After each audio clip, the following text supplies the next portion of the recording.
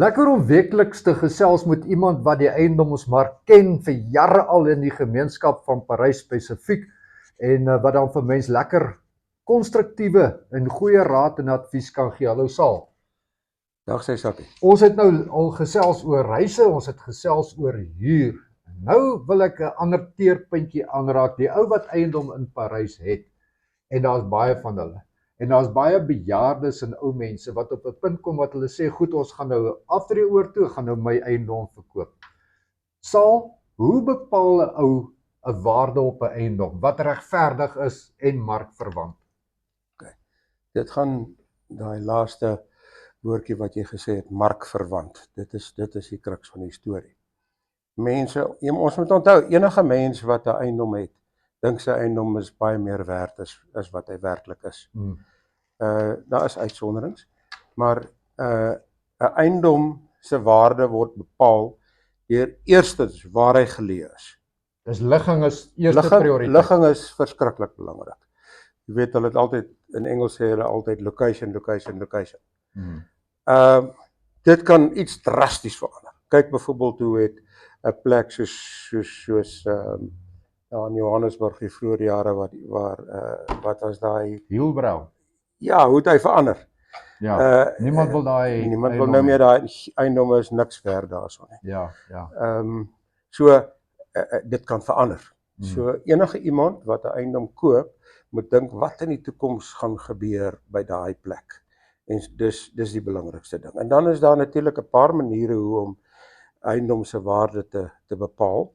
En dit is natuurlik die heel beste en akkurate manier is as jy 'n nuwe huis bou, jy weet wat al die materiaal kos, jy weet wat jou arbeid gaan wees, jy weet wat al die wettige prosedures gaan wees om dit te registreer by die munisipaliteit en al daai goeders, maar ongelukkig is dit nie altyd so nie, en op die stadium is dit baie duurder om 'n huis te koop, om 'n huis te bou as om 'n reeds klaargeboude huis te koop. Ja. Ek wil net vir jou daar vra, as ek nou sê my gewone standaard 3 slaapkamer huisie in Parys, hy het 'n vloeroppervlakte van wat is dit in die gemiddeld 80? Ja, vanaf 250 sê na 350 vierkante meter. Ja. En ons weet wat dit kos om vandag 'n huis te bou teen vierkante meter. Ja.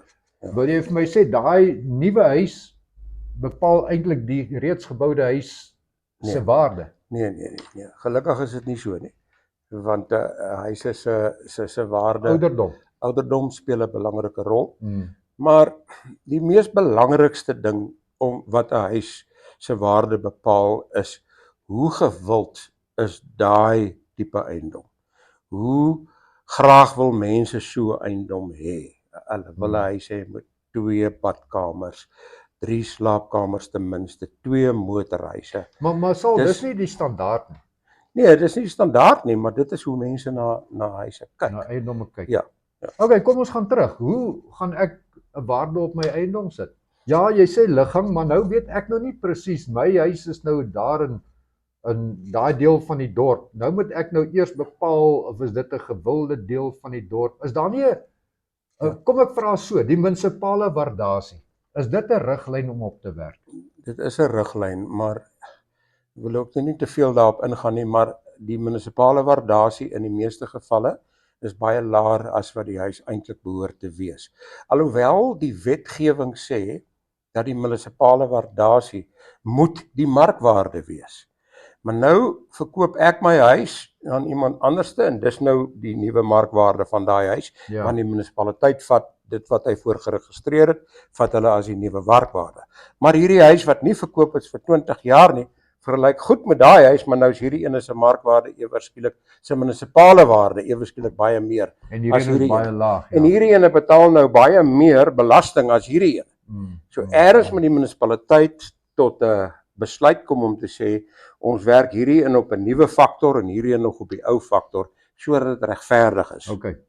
Kom ek vra so, sal dit tot my voordeel wees om 'n klomp geld te betaal om 'n geregistreerde, wat noem julle dit? Waardeerder te kry om my eiendom te waardeer?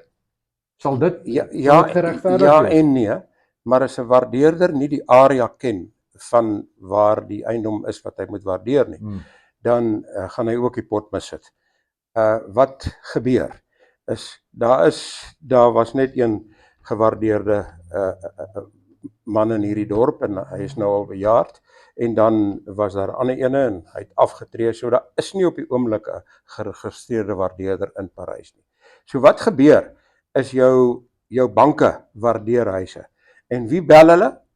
Eiendomsagente wat al lank in die mark is. So ons gee vir hulle 'n riglyn van wat die huis behoort voor te verkoop. En dit doen ons op die volgende manier.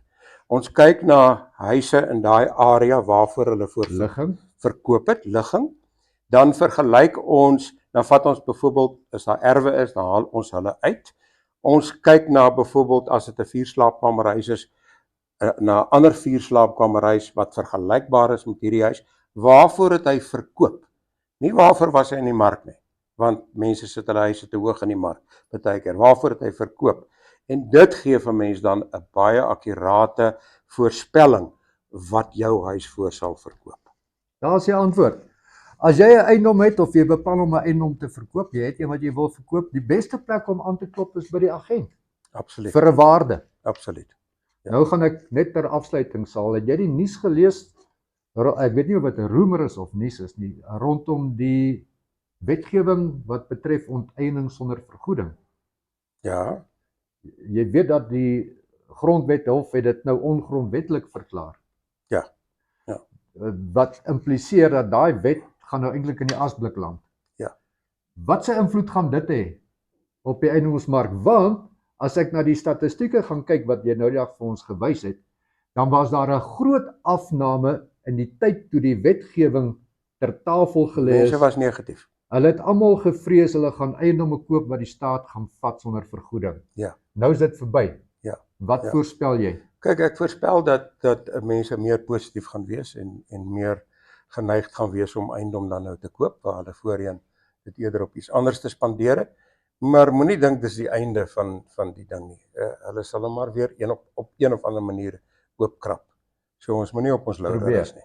Goed, so nou sê Saal eintlik, die kopers, dis jou mark nou.